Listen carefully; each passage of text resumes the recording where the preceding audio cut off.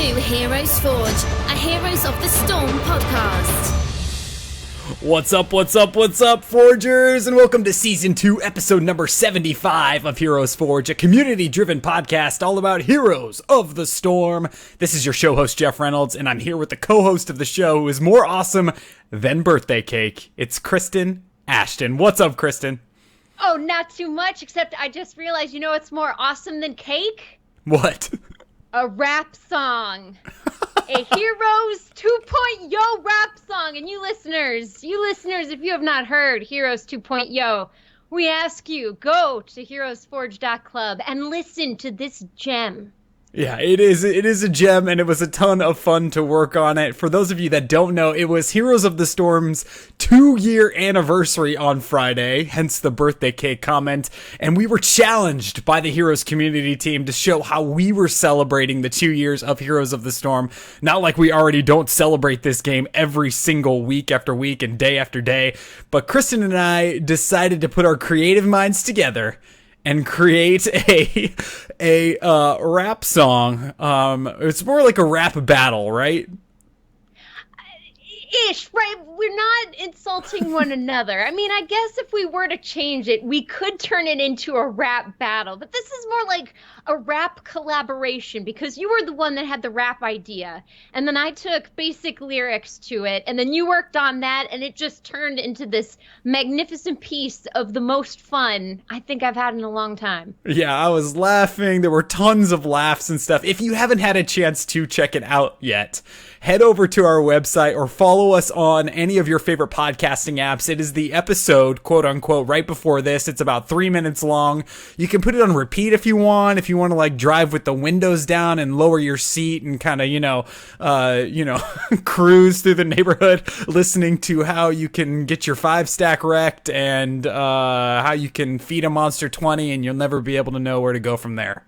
Exactly. It'll even teach you how to do a mega kill dance. That's right. The mega kill dance. And if you have a mega kill dance out there that you would like to put on tape for us, please do it, because I would love to see your mega kill dance. The Heroes of the Storm 2-year anniversary. Kristen, what has been, this is off the cuff. You didn't prepare for this question I'm about to ask you. What has been one of the top memories over the last 2 years of your Heroes of the Storm? If you had to pick one, what would it be? If I had to pick one, it had to have been this past BlizzCon doing the Sonya cosplay and hanging out with you at the event, the Heroes Games, and everybody getting in on the flex. So many people flexed. It was amazing. It will be on the B-roll footage for next year. I guarantee it. That cosplay will be up there, just like you were on the B-roll footage the year before.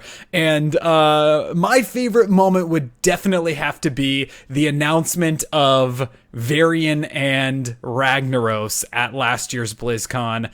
I'm a huge Varian fan in World of Warcraft, and when that happened, and it just to see everybody around us going berserk over this was just, the energy was crazy. Everybody was feeding off of it. Man, that was cool. It was nice, and it wasn't even Varians coming out. It was a full-on cinematic. So we had an introduction, and then it finally showed the first hero, but lo and behold, he wasn't the only one. Yeah, and it was Ragnaros, which was crazy, and you found out that he took over forts and keeps, and right now we play a game and go, oh, Ragnaros is doing that thing that he always does. But back then, when it was announced, it was the bomb to see something like that. And here is to so many more amazing Heroes of the Storm moments. We are so happy to be able to do this show and have an amazing game to talk about week after week. So happy birthday, Heroes 2.0. Let's talk about Malthael a little bit, because that is pretty much, Malthael? I don't know what to say. That is too cool. I'm excited because, he's doing percentage-based damage based on your health. Percentage damage based on your health, which means he's going to be a frontline cracker to an extent. He's an assassin that you'll be rewarded for attacking tanks. Kristen, we complement each other so well, because you've got the percentages already in mind, and I saw Malthael and I thought, sold. Malthael, sold. Doesn't matter what he does. I'm sold. That's it, you know. But I mean, that's how it goes. It's Malthael, for goodness sakes. It doesn't matter what he does. All that matters is he's cool, and he's got 2 awesome skins that are coming out. We've even got the wings. We've got the cloud with the evil skulls in it. It's beautiful. Yeah, it's going to be legitimate. It's going to be very, very fun to play Malthael. We have an episode of our thoughts on Malthael, which are different than what Blizzard thought Malthael would be like if he came into the Nexus, but that's part of the fun of this show, is we get to imagine, and then they come out with something that we go, holy crap, that is really, really cool and fits Malthael a lot. So we will see once he hits the PTR and then eventually the live game. Speaking of skins, let's have a chat about the new summer in development video that they released. I gotta start with Tracer, because I think that skin is so cool, and they took so much time to animate the water balloons, and they animated all of the, you know, water animations, and she's in a swimsuit. I mean, it's just a really cool idea. It is, and the sounds are even different too. They've got these bubble pop noises, which are really, really cool and really add a lot to this whole bright, fun, festive summer feel, which, I mean, the personality of Tracer embodies. Yeah, it's really cool, and even the Hearthstone animation that they showed in the in development video when she hits her Hearthstone to head back to the Hall of Storms, they even animated a cute little thing for that too. Super cool. Tychus in a Speedo. What do we got to say? Well, there were many things said this weekend. None of which were negative I came across. Now, I did come up with a theory from this, though, and I put that in the notes there. So I have this Tychus theory. Okay, so we know with the Tychus skin, full package MOBA kind of thing going on, right? So what if, and you remember WoW back in the day when there was the big uproar that female armor was different from male armor. It was a lot more scantily clad and sexy than the male armor. And so there was this push for females to get the same type of armor as the males. But what if it wasn't that everyone was looking for? What if, in fact, we just wanted dudes that were as sexy as the females were sexy? We didn't want females more clothed. We just wanted sexier guys. And you believe that they have achieved this with Tychus? I would say that skin is promising, and it opens up the door for a nice variant skin, maybe some Illidan thrown in there, you know, whoever you like. Malthael could even unwrap a little of those bandages. And let's not forget the fact that he is carrying a giant super soaker, which is an amazing idea. Do you ever remember playing with those super soakers? I always wanted the one that had the backpack, like the backpack full of water. For some reason, I didn't want to refill my super soaker that much, and I just wanted to run around, you know, pumping water at everybody at the pool. Oh, totally. Well, that was the thing with the super soaker. You got 1 or 2 good squirts, and then the pressure would be down to 0. So you'd have to sit there for 5 minutes, filling up, hoping nobody comes at you with a freshly loaded gun. Those are some fun days.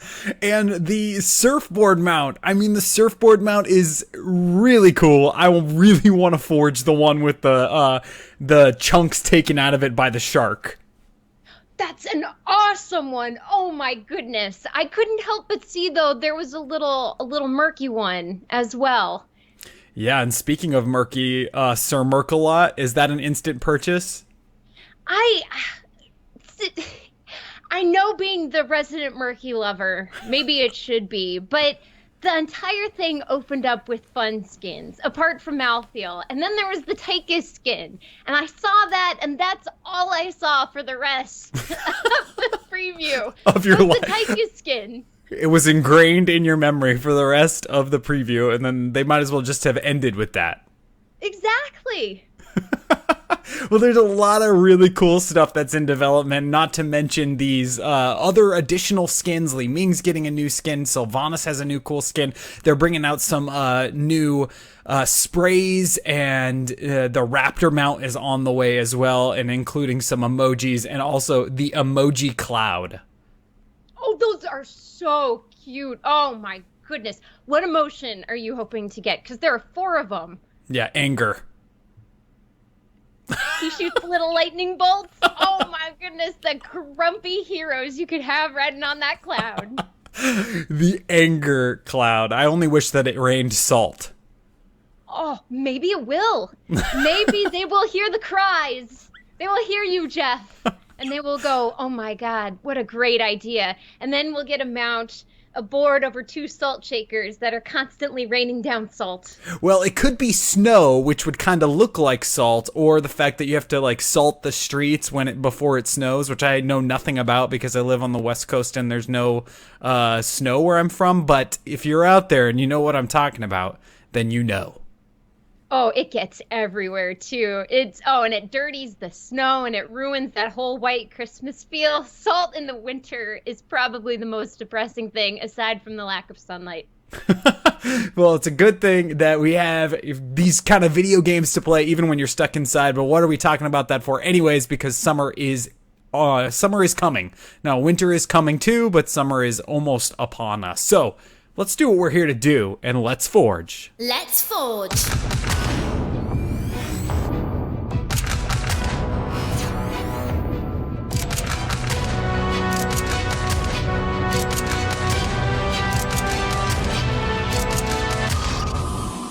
If this is your first time listening to the show, you guessed it. All we do on this show is talk about Tychus in his swimsuit. All of it. This is actually going to be the Tychus swimsuit episode. I can't talk. I'm so Twitter-pated from this bikini he's wearing. In all reality, what we do is we take heroes that aren't quite in the Nexus yet, and we imagine what they would be like if we brought them over to Heroes of the Storm. We both build a kit for these heroes, and we just talk through it. Ability by ability. And then it's up to you, the listeners, to vote on which one of the 2 builds you thought was the better of the 2 on our Twitter page, which is, our Twitter handle is @ForgeHeroes, and you can check it out there, where we have had a bunch of voting going on. And Kristen, I have to say, you win again, and this week, we're kind of on a roll here. We're on the same track as, I was so happy to hear that you wanted to forge a Diablo character, because I'm hyped for Malthael. And that's the thing, right? Discovering that Malthael was going to be the next one, because there were rumors flying. They released the candles, and then there were 3 of them, and then they started disappearing one by one. Who was it going to be in the shadows? Now, I think the general consensus was Deckard Cain in a kobold costume, but sadly, we will have to wait. Yeah, we will have to wait. My favorite thing that I saw on Reddit was that someone was saying that the candles were going out, and then when the last candle went out, what was going to happen was a fire bat was going to come in and say, need a light? And then light the candles, and then boom, it would have been a fire bat and it would have thrown everybody off. But alas, we have a pretty cool hero to talk about, which is Malthael, which is going to be so awesome. And in that same universe, Kristen, you wanted to forge a different character tonight. Yes, we're sticking with the Diablo theme, and this time we're going from Act 1 to Act 2 with Duriel. Duriel. Now, from my research that I did on Duriel after you sent it to me, I quickly remembered that this was a very difficult encounter in Diablo 2. Yes, it is arguably the hardest boss fight in the entire game. Even Diablo doesn't really compared to how merciless this fight was. Yeah, and he's got quite it's he, right? Duriel, I'm guessing it's he. Yes, Duriel is a he. So, he's got quite a backstory that kind of coincides with what we talked about last week. So why don't you give it to us? What's his place in Diablo? Okay, so twin of Andariel and another spawn of Tothamet, Duriel lorded over the realm of pain. Like his sister, he helped the lesser evils overthrow the prime evils in a bid to rule hell. However, constant bickering between Asmodan and Belial sobered him up to the fact that the prime evils would not be gone forever. Switching sides to once again serve the primes, Duriel was placed in charge of guarding the tomb of Tal Rasha. In time, heroes would journey east to slay him on their way to stop Diablo. So, Duriel and Andariel, I mean, they're two different kinds of evil, right? I mean, we talked a lot about last week how she really liked to dwell in the emotional torment of her targets, right? But Duriel is more focused on the physical pain and the physical aspects of torture rather than the emotional aspects of it. Exactly. That's a wonderful point. Brother and sister, right? Two sides to a very similar coin. One focuses on the emotion, the other focuses on the physical. So it's kind of like Pinhead from You Opened the Box, that horror movie. I'm not sure. It's great, but you open this puzzle box and then these monsters come in and then they take you away and basically torture you for all eternity. But it's that kind of torture that's the thin line between pleasure and pain. Chat is saying Hellraiser. Thank you. That's exactly it. Chat to the rescue again. Thank you, chat. Okay, so, I mean, what are your memories of Duriel? I mean, because I can tell you when I watched these videos, I remember that it was a very difficult challenge with followers and potions and kiting. And I mean, but the kiting is not easy. No, he's got a slow aura. So here you are running around thinking you're all too hot to handle. And then you get in there and he slows you down. And then he knocks you against the wall and he traps you there and you're dead. And I didn't know this until I started doing the research for this kit, but his boss arena, or the room that you fight him in, is actually one of the smallest boss arenas in any of the Diablo games. So running away, even with this slow aura, I mean, it's near impossible to run away from him. Exactly. And I've read stories, too, of people's games loading. But as soon as you enter that area, he immediately comes after you. But their game hadn't loaded yet, so they would be basically dead before they even could see him. Yeah, Kristen, explain a little bit how you see, for those that haven't seen Duriel, what he kind of looks like in Diablo, just to give kind of a visual representation of him. Okay, so imagine his front half is it's the ultralisks, right? That have the little scissor hands. So his front half is an ultralisk, but his back half is this egg sac, which I learned the name of. It's called an uatheka. The uathekas are egg pouches that are generally found on roaches and mantises. Yeah, because he kind of looks like a centaur, but instead of a horse legs and torso, he's got this like centipede, gross, egg sac kind of thing, which really plays to the way the Zerg look in a lot of ways. Exactly. Yeah, so he's got these giant arms that have these massive mantis-like claws that stick out on top. And those things hit so fast in Diablo 2. I mean, he's coming in there and he's just wrecking the adventurers that come into his small little chamber. Oh my goodness. And I mean, there are so many ways that people are trying to explain how to fight this guy. But basically, it's just load up on as many health potions as you can.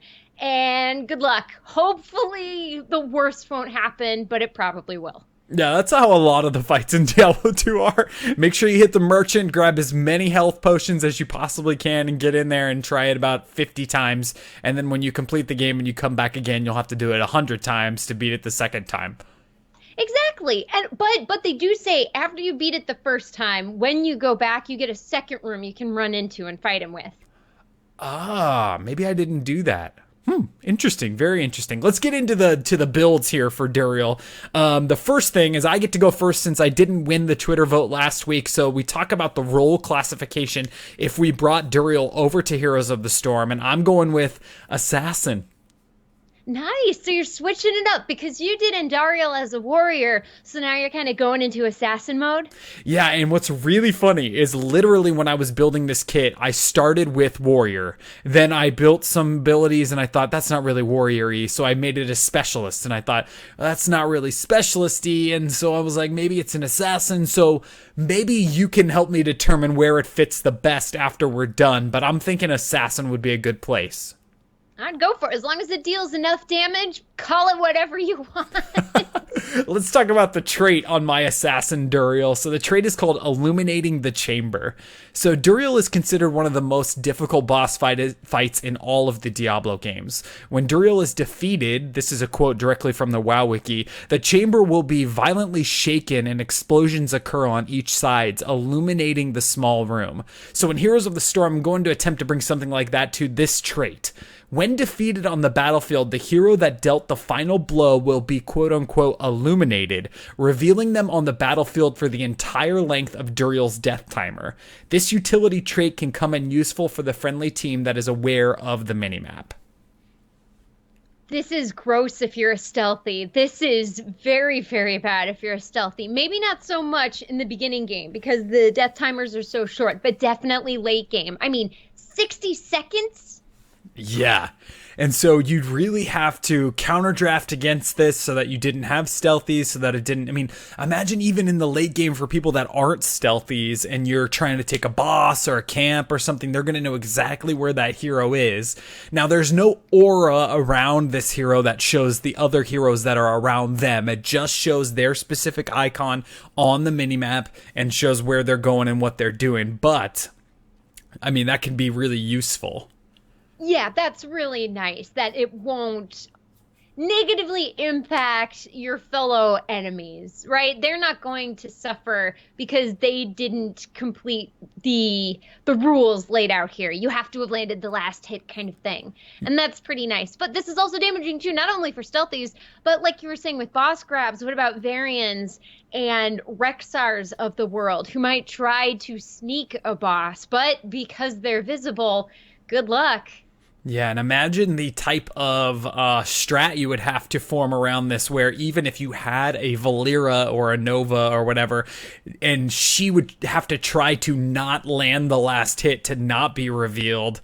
I mean, it's a cool, different kind of way of looking at how you play stealth characters in Heroes of the Storm. So that's where I was going with the trait. Now, for the mount, I'm saying that as funny as it would be to see this centipede centaur man alien thing ride a horse, I was thinking that he wouldn't mount, but he would move like his centipede legs faster, kind of like a Ragnaros Asmodan kind of feel. Totally. And I misspoke earlier, those listening, not an Ultralisk, a Hydralisk. It's got those Hydralisk arms, and that's how it moves around. It puts it in the ground and pulls itself forward, and I absolutely agree that it moves faster because the way it moves is just so awesome. Yeah, kind of like scurrying along the battlefield in some insectoid fashion, if that's even a thing. That's exactly what I kind of see. Ugh, it's a creepy. If you're not into insects, this is not the hero for you. Let's get into some basic abilities. My first one on cue is called Master of Pain. So this is another quote from the WoW Wiki. Duriel considers himself a master of pain, but is only interested in physical torment rather than mental anguish. Many writings suggest that if Duriel was not in position to inflict pain on a victim, he would subject himself to excruciating pain to be satiated. So Duriel can activate this ability in two different ways.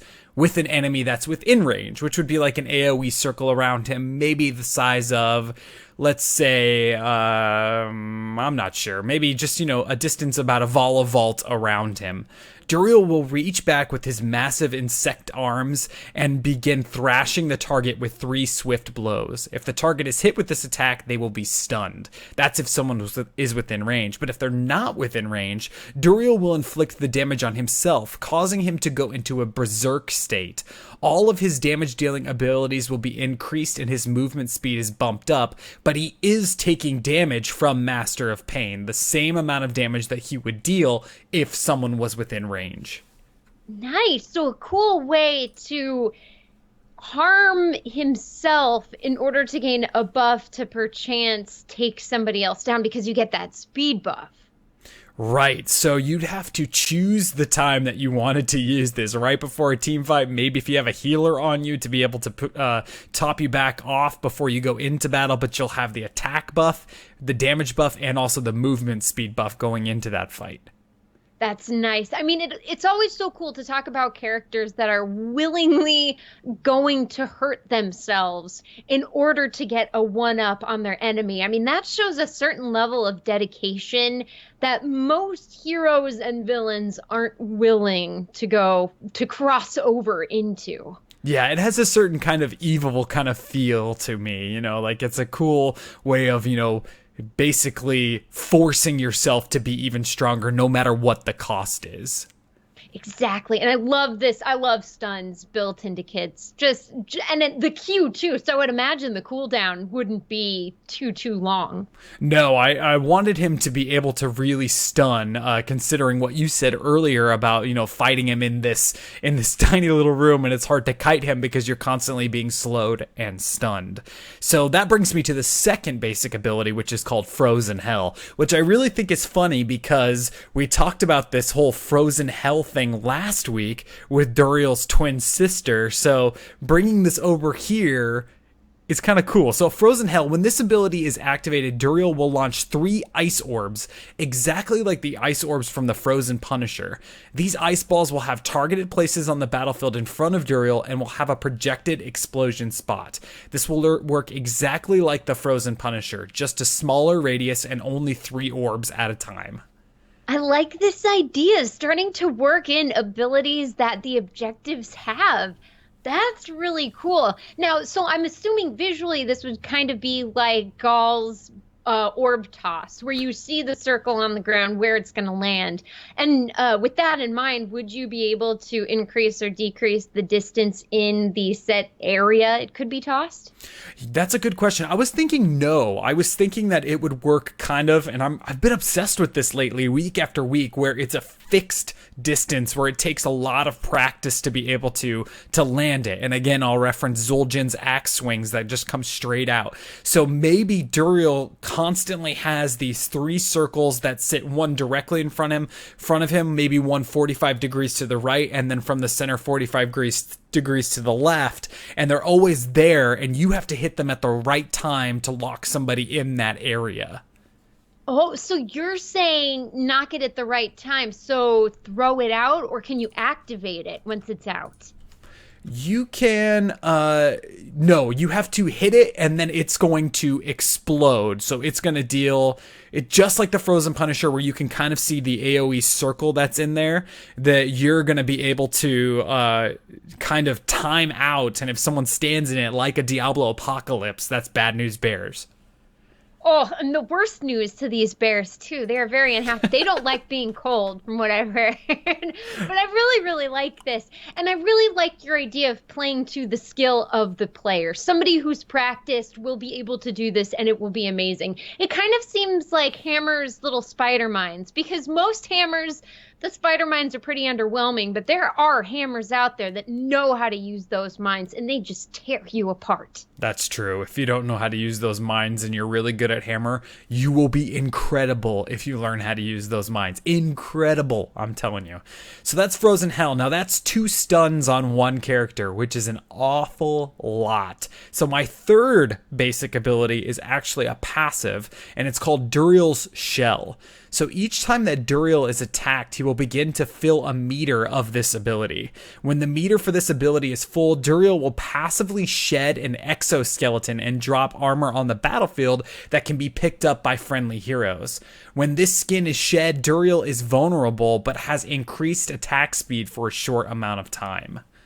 Oh, what a balance. What a scary balance. Walking on a knife's edge with this one. Vulnerable is just, because I'm sure it would be known by the enemies that you're vulnerable. And for the most part, people are pretty good following that up. But the increased attack speed, and there's no telling how much damage he would be doing as an assassin, but we can assume a lot. Oh, my goodness, the give and take. Now, if you imagine, though, that you used your Q ability to damage yourself after you dropped a shell, this would take a lot of timing, kind of looking at your shell's passive ability and where it's at before you go into a battle. You're just about to drop a shell, so if you drop this armor on the battlefield for other people to pick up, kind of like when you pick up items from mercenary camps in Hanamura, but when right before you drop it, if you use this ability to damage yourself, if you use it at the wrong time, then you're going to be taking more damage, but your attack speed's going to be insane, because you're going to get the buff from the Q and the buff from this shell. So you're going to be insane, but you'll have really low health.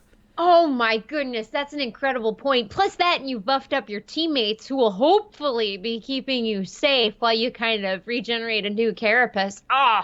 Oh, sick. Okay, so the stuff that your friends get to pick up, is that permanent, or does that only last as long as it takes for his shell to regenerate? It only lasts as long as it takes for the enemy to destroy it, I think. So you put it on, and this is actually a really cool thing that I found out. There is an item in Diablo called Duriel Shell, which is a armor, a chest piece that you can get in the game, and it's just a play off of. I believe it's even in Diablo 3, so you wouldn't know what it was until you picked it up if you had played Diablo 2.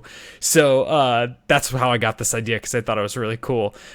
So you pick it up, you put it on, you gain a little bit of armor, and then once that armor goes away, kind of like a Lieutenant Morales beam, once that beam is on you, if she's talented into giving you a little bit of armor, once it's gone, then you're out of luck. You better hope you played smart and you positioned well, or else you're going to be in a whole heck of amount of trouble. But either way, that's really, really neat. And I like, too, that he helps his friends through this. So he's really, really, I guess, crazy in a sense, right? Because he's really opening up the enemy team the chance to kill him.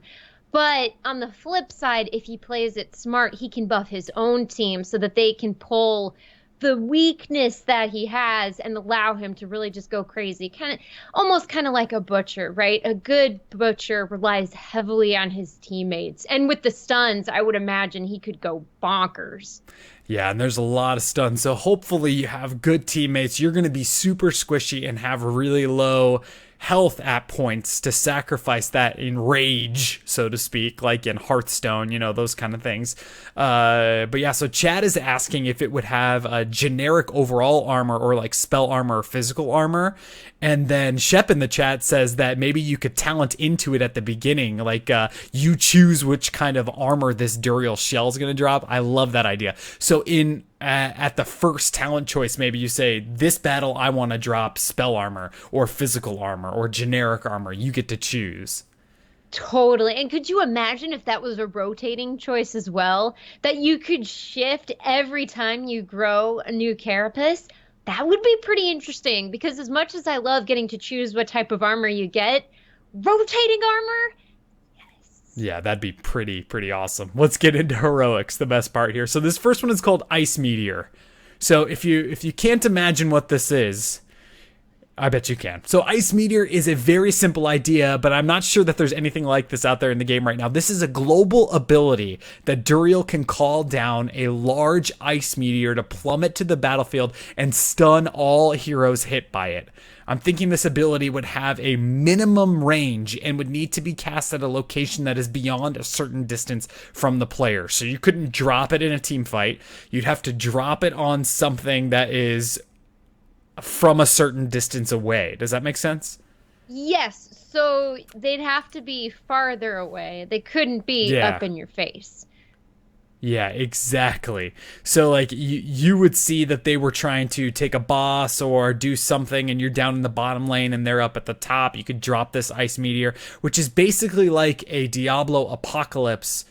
But the give and take here is that it doesn't hit all heroes, only heroes that are in the area, and you can't dodge it. What? You can't dodge it? So it just appears, boom, and you're stuck. Yeah, so the meteor just comes flying out of the sky and smashes down on the ground. So you could dodge it, but it would be really hard. Where like a Diablo apocalypse, you see it right underneath you. That's what I mean in that respect. Gotcha. Oh, man, this is so gross, but it's so awesome, too, because this really kind of plays to the idea of keeping Duriel back, because he is technically pretty weak. He can sacrifice his health and all that, dual gen levels of squish, where one wrong move, you're done. But you can instigate a fight for your team. They can go in. Everyone's basically, stunned. Oh, another stun. You're crazy, Jeff. All these stuns. They're all stunned there. So your team goes in 4v5. You catch up, and you're basically the cleanup crew. Yeah, so the stuns are nuts. And as I'm saying this, I'm going, well, maybe that's way too many stuns. No, But never too much. the thing is that this encounter, the Duriel encounter, is all about CC when you're playing in Diablo, which is what was on my mind clearly when I did this. So I just had to add as much CC in there as possible. The second heroic doesn't have any CC, I promise. It's called Frozen Pain. So this is also a simple idea, but if used correctly, it could be devastating to the enemy team. It allows Duriel to place any mercenary camp or boss on the battlefield in a frozen state. The frozen camp will not be able to attack or be attacked. It won't be able to attack or be attacked, but it is frozen. But it's in this frozen state, and the health of the mercenary camp will slowly tick away as it's frozen. When the health is gone, the camp can be defeated and captured. Players from other teams are able to capture the camp in the normal fashion, as well as the team that has Duriel on it. Ooh, so basically a heroic bribe, but a bribe with a counter on it. Exactly. That's a perfect way of putting it. So you can actually bribe a boss, but you're bribing the boss and it takes time and they can steal it from you.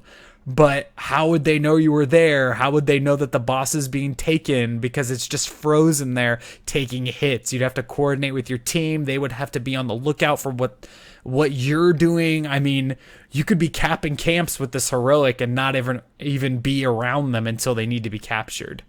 You could, I mean, imagine on something like Warhead Junction or Infernal Shrines, where they're huge maps and camps tend to play a pretty big part of winning. And you can get a camp going so that when you're done with whatever it is you're doing, you just send someone down there to grab it. Doesn't matter who it is, but just grab it and then they can rejoin. I mean, the time you would save would be incredible. But of course, the flip side of that is you would need to be on top of that pre-planning foresight kind of thing. And also, what if the enemy team does catch on? How do you trick them? How do you steal camps like that without them stealing camps because they know you would have picked this? Oh, totally. Imagine if you are playing on the right side of haunted mines, right? And the mines pop and you go down into the mines on the right side. You could go directly to the boss and freeze the boss with this heroic and its health would slowly tick. And as it reached the point where it would drop skulls, it would still drop skulls out onto the floor. And then you could go and cap all the other ones and come back up and get those from the boss. Now that's, of course, considering the fact that the other team isn't there. And if they're catching on to this, they steal the skulls from the frozen boss. Maybe there would be a team fight there. I mean, it's cool. And maybe you could take a talent that would be called Thaw, and you could choose to thaw the camp that you had frozen so that it would attack whoever is on top of it trying to capture it, and they would have to recapture the boss at that point. Oh, gross. I love it. And I love the fact that you get to use this with bosses. That alone, oh, it's so cool because how annoying is it when you're up against a team who has a boss stealer and they're very good at stealing bosses? Yeah, and chat is saying they could see through the hole in the map, which I think is still the coolest. I mean, that is so cool. I was playing today, and I was looking down, and they were fighting the boss that was down there, and I was trying to capture camps up there. The amount of technology that has to go into that happening has got to be insane. And that is so cool to be able to see real time down in the mines from up top. And let me tell you, it's a lifesaver too. Our graphics card kept crashing the mines. Whenever we would go down into the mines and spend too much time down there, we'd be kicked out of the game and we'd have to reload and get back into it. But if you didn't keep the camera in the mines, you could look into the hole and kind of guide yourself using the mini-map. It was ridiculous, and there were skills gained that I hope to never use again, but yes. Yes, cheese in the mines. I like it. Cheese in your graphics card, really, is how you're going in there. Love it. Love it. So that's my Assassin Duriel build. So if I had to sum it all up, I would say stuns, stuns, stuns win games. They do. They absolutely do. And not only because they lock a hero down, but because also they pinpoint a single hero so your enemy team sees that hero and goes, okay, let's mess him up. So hopefully you're a good target picker. But either way, it's great to have that kind of camaraderie. I think that's why Varian's charge and stun is just so powerful, because you hear the scream and you know to look for the target. Yeah, and it feels so good to play a game with a team, on the other hand, that knows how to play against, like, a butcher charge. It feels so good to have that team, you know, they're kind of floating in the back, waiting for the charge. Nobody's going out into the open that's going to get stunned and locked down out there and just become meat for the butcher. It feels so good to play around that kind of stuff. So the more heroes we can create, you know, skill caps to play against, I think is really fun, and also frustrating until that gets learned. So that's my assassin build. Let's get on to Kristen's build. But before we do, we have some people that we need to thank. Just like every week, we need to give a huge thank you to our patrons out there that are supporting the show. We couldn't do it without you. Week after week, you help us bring this show to our audience. So thank you. If you'd like to become a patron of the show, head on over to patreon.com/HeroesForge. You can see the different pledge levels over there, and you can see what our goals are. We want to start playing after show games with the people that listen to the show in chat, which brings me to the second people that I need to thank, which is everyone that joins us in chat every Sunday night. Thank you so much for helping keeping this community driven and awesome. Also, thank you to everyone that has given us a 5-star review on iTunes. It also helps the show grow. If you listen to this show on iTunes, drop us a 5-star review and leave us your name so that we can give you a shout out at this very point in the show, thanking you for your support. All right, Kristen, let's do it. What role classification were you thinking? We flip-flopped, you and I flip-flopped. Last week you wanted warrior, I wanted assassin. This week you wanted assassin. It's a new type of assassin we're introducing to heroes, and I wanted warrior. Going with the warrior. I think that's a great choice. I mean, I originally, thought of starting like that. He's this big, hulking, muscular insect man thing. I mean, I don't know how to explain it, but he's massive and he's got huge, muscles, biceps, and these mantis arms and stuff. So warrior kind of just shines through. Yeah, and it's hard with bosses too, because they're meant to be enormous, larger than life, because you feel cool when a tiny human, can take them down. So what do you do with that, right? You've got a big guy. Big guys are generally tanks.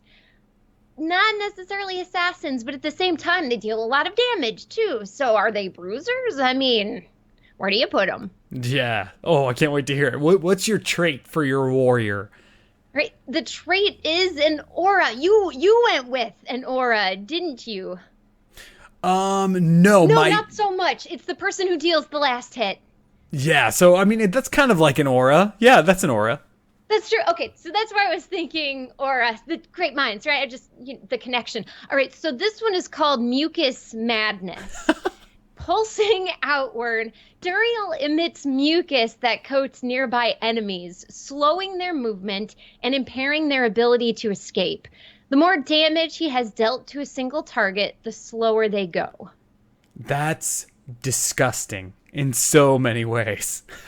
How it cool is. Well, it's all based on that back thing he has on his butt. It's disgusting. It's pulsing and it's gross. And I initially wanted to do that frost aura because that's what he has in Diablo, but it started looking too much like Jaina and then too much like Arthas. So you know what?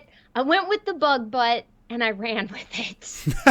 Let's talk about that for a second, because I found that really interesting doing the research, where they call out that Duriel in Diablo 2 has the same ability as a paladin, which is that Frost Nova, I think they called it in Diablo 2, which I thought was really interesting because it shows how far we've come in games, right? If they were to make Diablo 2 now, I would guess that they wouldn't make Duriel have the same ability as a character that's playable in the game. They would create something that was similar, but specific to Duriel rather than this same old Frost Nova that paladins can use.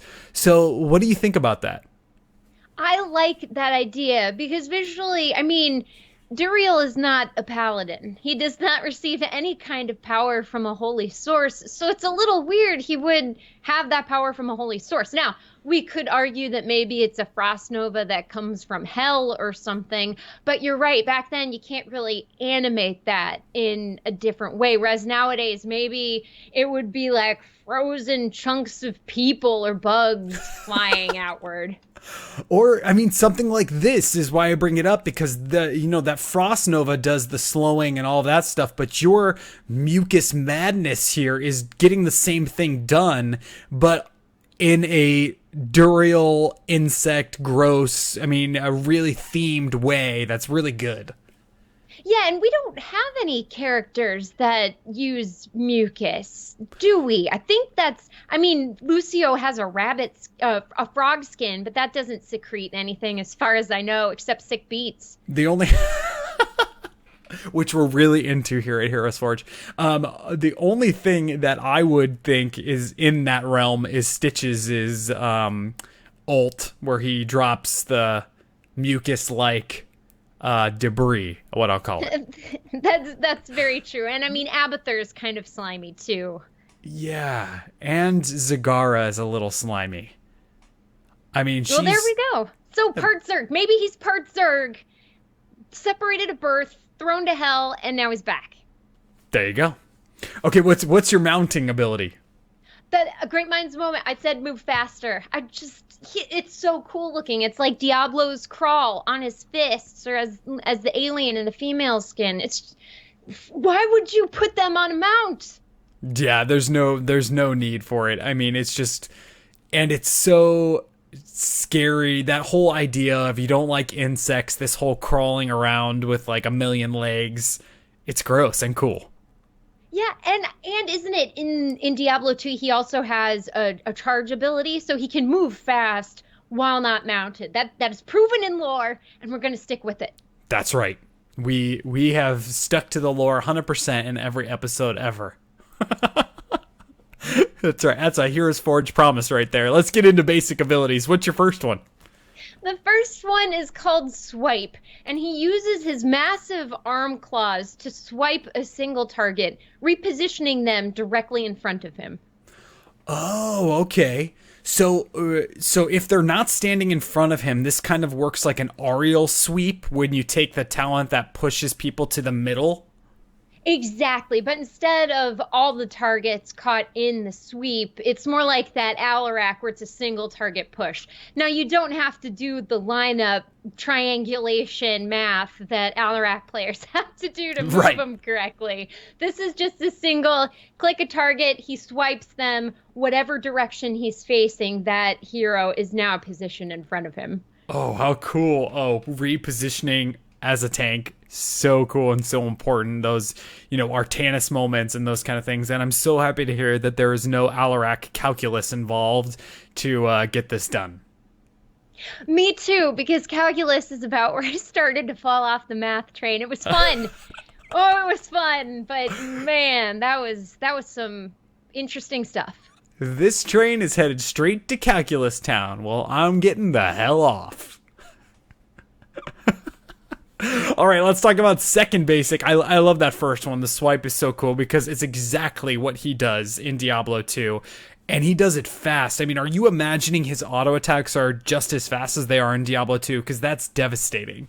Oh, they would have to be, and maybe they wouldn't do a lot of damage. So maybe you'd have to have a skin where he's got plastic arms, and it sounds like he's hitting with paper rather than, actually doing damage. But yeah, he would need to attack as fast as he does in Diablo 2. Oh, that's really cool. Okay, second basic ability. Okay, the second one is called Gallop. And Gallop works as a charge, propelling Duriel quickly through his enemies. If hit by him, enemies are locked in place, though they can still attack, trapped in hardened mucus.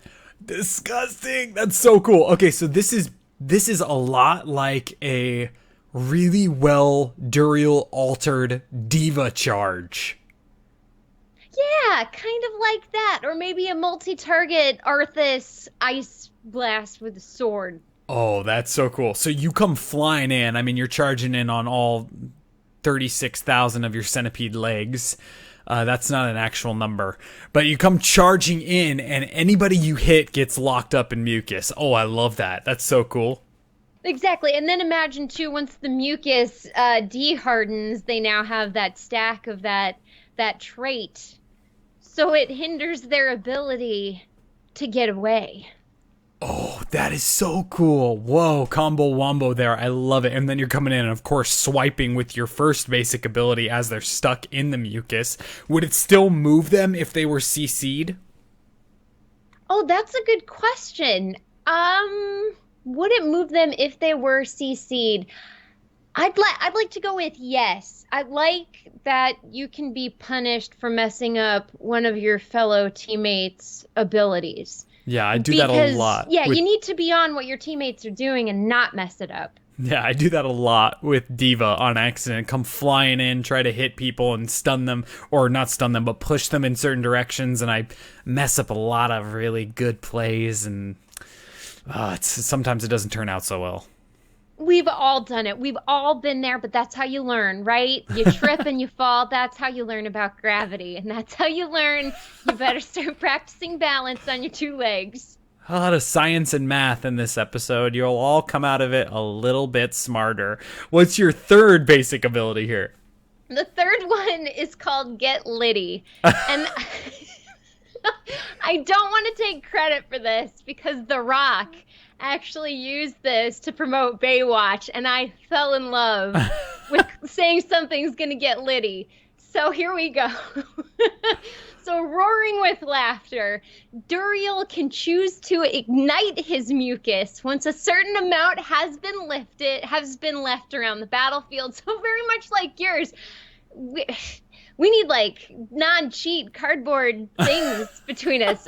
This deals damage over time to any standing on the on-fire mucus or anybody coated in the mucus. That's really cool though, because that's like a Lunara kind of, activate your poison spores, whatever that ability is called, because I'm so bad at Lunara, but when I go in there, that's what you really got to focus on is, using the people that are poisoned and getting them to take more damage or slow them, with that poison, but you have to activate it. This is cool because you could blow people up when you're not even near them. Exactly. Oh man, could you imagine this being a global? Somebody is running back to their base, they've got a sliver of health, but they're covered in mucus, and then you just light them on fire because there's enough buildup everywhere. And right before Duriel activates this, he looks at his insect watch on his mantis arm and says, 3, 2, 1, now. And you don't hear anything except the death sounds. Just bing, bing, bing, bing, bing. Kill. Everyone on the enemy team is dead. That's how powerful this E is. Everyone is dead. But I really like this idea because it's cool to be able to combo your gallop into a swipe. And then, of course, you've got your trait. So they're all, they're all impaired by all of this mucus and grossness, insect stuff. And then all of a sudden you just hit it and they all explode. It's disgusting. It's not a death I don't think anyone would ever want to meet. But, here in the Nexus, we try to make things as gross out as possible. And this is a realm that hasn't been pushed yet. So I'm excited when they finally do. Oh, absolutely. Now, could it get heroically gross? Let's find out. What is your first heroic ability? This one is called Maggot Madness. And this is inspired by the end of the fight because when you kill Duriel, maggots come out of his butt. They're everywhere. They don't hurt you. They're just crawling around. So outnumbered or ready to wipe the enemy team, Duriel releases the maggot swarm hiding in his Uathika. This swarm attaches to and attacks a target enemy hero. When they do, the target is coated in stacks of mucus. Duriel can then retarget them to cover as many enemy heroes in mucus stacks as possible before flipping that E-switch. Oh, another way to just get them coated up in mucus before you. So E is really your kill button out there. You're really just waiting to maximize the most value out of using that. I would assume it would have a pretty long cooldown, the E would. Yeah, that's a very good point. Yeah, you should give it a long cooldown. So Yeah, you would probably need to build up a lot of mucus in order to get that thing to activate. So that when you have this heroic, suddenly this thing's going off all the time because mucus is everywhere. Oh, that is so disgusting. Heroically, disgustingly awesome. So does this work like March of the Murlocs? You're imagining these insects travel in one direction, or do they just come out from underneath him and kind of go in all directions? Or what do you see this looking like? This is going to be disgusting. So we all know the alien queen from Aliens, right? And we see her lay the eggs. So basically he would lay this group of maggots, and they would be fast. They would move faster than pretty much every hero out there. Latch on, so much mucus, they're covered in mucus. And once they've done their job, he could then retarget to a different hero and all the mucus, and basically just keep moving them around, retargeting them like the Ultralisk of Kerrigan or Raynor's Banshees. Man, that sounds really powerful and awesome, especially when you combo it with the other abilities. Too cool. Okay, what's your second heroic? Okay, the second one is called C'est Fini. Now, just like his twin, Duriel can choose to endure a heroic death, one that mimics his demise in Diablo II. In an area around him, explosions of fire go off, dealing damage to anybody standing near them, enemies of course. And if they go off on or near mucus, that mucus is ignited. Okay, so are you choosing to kill yourself in this heroic, or is this like a passive when you die? This would be a passive when you die, if they can kill you. Right. Okay, this is cool though. I mean, and again, it goes back to what I was saying about the final portions of this battle, which are ingrained in the people that played Diablo 2 so much that it's in the wiki. I mean, this is like a thing that people remember from playing Duriel in Diablo 2, playing against Duriel rather, where the walls are crumbling and the fire is coming in and all that stuff. I mean, this fits the lore perfectly. Yeah, and it's so cool to have that sound that pss, pss, pss, pss, pss, pss, pss, going off around you as everything's shaking and the heavens are opening up because you destroyed something evil. It's so nice. And I would imagine, too, like Andariel's, this would be a smaller area, so it's not Gul'dan's Reign of Destruction. You will be doing damage if the enemies are not smart enough or fast enough to get out of that area. So do you think because it's a stationary thing, well, in a way it's stationary, I guess you could position yourself to die in a certain place if you knew you were going down, but it would do more damage than, say, obviously it's heroic, so more damage than Tyrael's trait? Ooh. Where Tyrael explodes? I would like it to do more damage than that. Maybe if you're unlucky and you're a low health assassin, if you're caught in 3 explosions, you're dead. Oh, okay. So good amount of damage. I like that because it's got to be heroic and they got to know it's coming. Something that forces you to check the stats page to see what heroics were chosen is something I've really been trying to work on to know what I'm playing against. It's just a really cool, baiting out heroics kind of thing to be able to know that in the back of your head. So great thought. Yeah, definitely. And it is very, very powerful to know what the enemy team is running, because then you can kind of time out when their ults are coming, or what are you going to try to bait out? Because once that's baited out, maybe the rest of the heroics don't even matter. Oh, yeah. That's really neat. And Chad is saying that maybe put it on par with like Diva's Explode or Bomb, where she sets off the self-destruct. That's the word I'm trying to find. Yeah, maybe even stronger than that since it's heroic, Yeah, who knows? I mean, I would not be one to determine the damage of these things. All I need to know is that it looks awesome and it could kill somebody if it works out right. Absolutely. We'll leave the percentages to the professionals.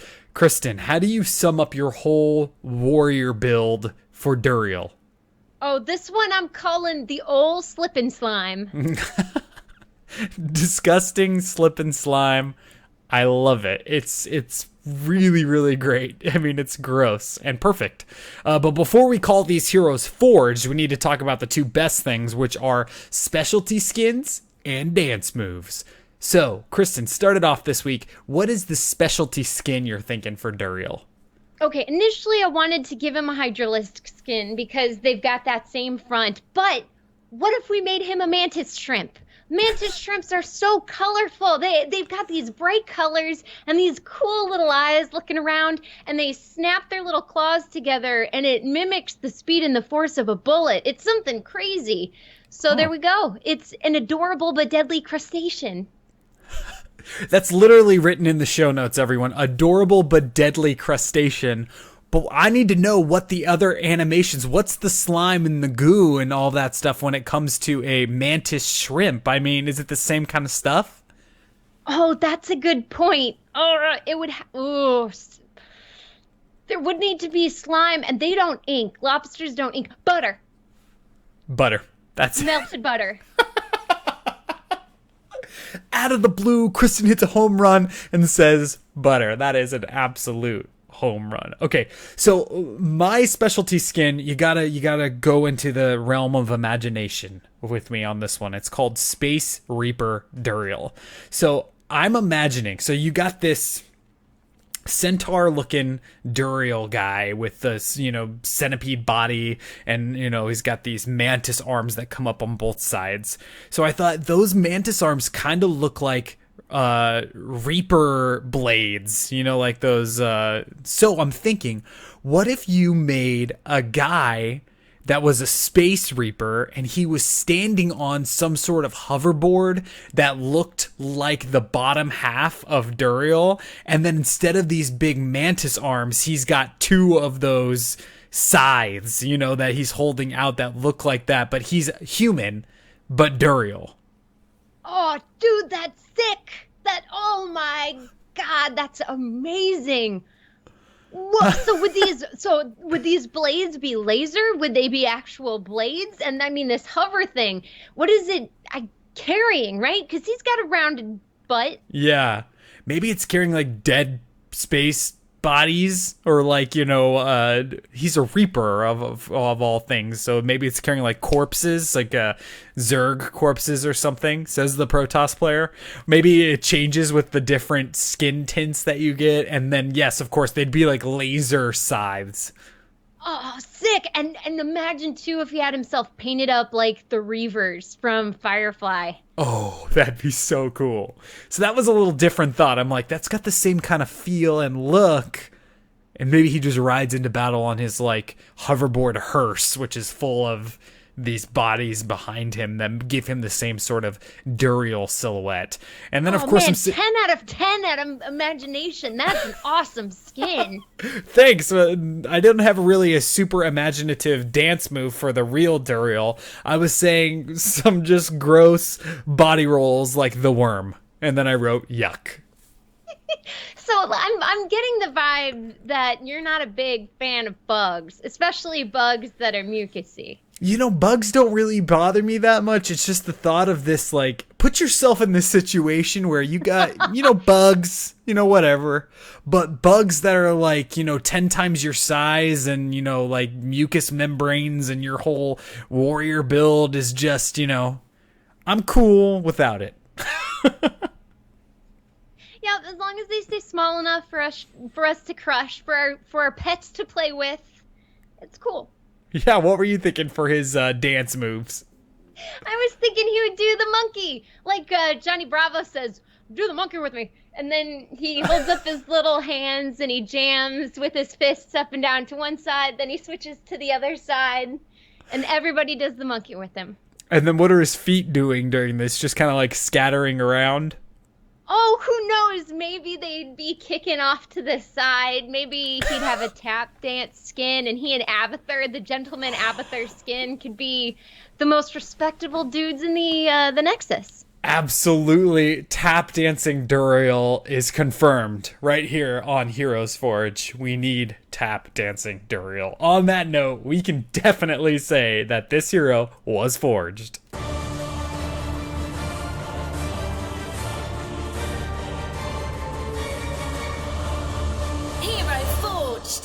Oh, what a cool character. And, brother to the character we forged last week. More Diablo love on this show. Malthael's on the way, so Diablo love from Blizzard. Duriel is a boss, so some character that is really solidified in the Diablo lore. I think it's possible. Oh, yeah. And I mean, look at all of the similar things we had this one and with Andariel. That certainly speaks to these guys being cemented in a certain way in our minds, which would then hopefully interpret into an easier thing to build. I can only imagine the heroes that are vastly different trying to come up with some unified vision. Yeah, and again, with something like this, which we only have one boss battle to pull from, a bunch of lore, the bosses in Diablo 2 don't have a plethora of abilities, a plethora of different, World of Warcraft raid boss sort of things that we can pull from. Like when we do Blackhand, Blackhand is in a raid in Warcraft that takes, 30 minutes to complete perfectly if you do it perfectly. And he does more than 20 different types of attacks and stuff happening inside of that encounter. There's not that much to pull from these Diablo 2 bosses, which is inspiring because they'll do things like Cassia. They'll do things like these characters where they can create what fits inside of Duriel's lore and put him into the Nexus. Exactly. And like you had mentioned earlier in the show, now too, we don't have the graphical limitations that existed. We don't have the space limitations on the computer being the big one, right? So they could bring us the same Duriel that we fought and graphically change everything so that it looks like an entirely new fight. Oh, absolutely. And that would be really, really awesome if they did that. Very cool. Well, that is Duriel on this episode number 75 of Heroes Forge. If you're looking for us, we record the show live every Sunday night at 7 p.m. Pacific on twitch.tv/Amove TV. Come and join this awesome chat that we have going on while we're doing the show, and send us your ideas while we're talking about it out loud. It's a lot of fun to go back and forth. Kristen, if people are looking for you in the interwebs when you're not on this show, where can they find you? When I'm not here, I am at Dream Destroyer. That is DRMDESTRYR over at Twitch, Twitter, YouTube, and Instagram. And what are you working on in stream right now? Oh, well, we're still going through The Witcher 2, which is amazing. I don't know how this game keeps getting better, and I may have said this last week, but it continues to keep getting better. I go, how can it one-up itself? And then it one-ups itself. And then we started Batman Arkham Asylum, another game that's been amazingly fun. Oh, very cool. So when you talk about The Witcher getting better, is it because of the story and the lore? Is it because of what you're able to do in the game, like the abilities that you're granted as you go through, or is it a combination of everything? It's pretty much a combination of everything, but mainly the quests that they give you and the big story reveals. You don't think it could go any cooler than it's already going, but then suddenly, boom, dragons. And that's right, Blizzard. We're calling for dragons and Heroes of the Storm. That was all just planned out so that we could bring up dragons again. Now, like I said, we record the show live every Sunday night. You can listen to this show on any of your favorite podcasting apps, iTunes, Stitcher, Google Play. And also, if you're looking for our website, it's heroesforge.club, where we have all 75 episodes. After tonight, we'll have 75 episodes up there, and you can take a look at all of the video feeds from the live recordings and also download the audio from there as well. If you've got an idea for a hero that you would like to see in the Heroes Forge, you can go ahead and send us an email, contactheroesforge@gmail.com with your kit idea. And once a month, we do a special episode called The Featured Forger, where we take an idea that was sent to us from the community and we build kits off of that idea, and you could be featured next. Go ahead and send us your ideas there. Also, thank you again to all of our patrons out there for supporting the show. Patreon.com/HeroesForge is the place you can go to help support the show and help keep it growing week after week. Follow us on Twitter @ForgeHeroes, and if you're looking for a very fun thing to do, you can vote on which one of these two kits you think was the better of the two. If you're looking for a clean-cut, laid-back Duriel assassin, you're going to vote for me, but if you're looking for a gross Duriel warrior with maggot explosions, then that's exactly what you're going to do. You're going to vote for Kristen. I'll just leave the maggot explosions as it is. All right, we're going to call the show there. Thank you so much to everyone for listening, and we will see you all in the real world.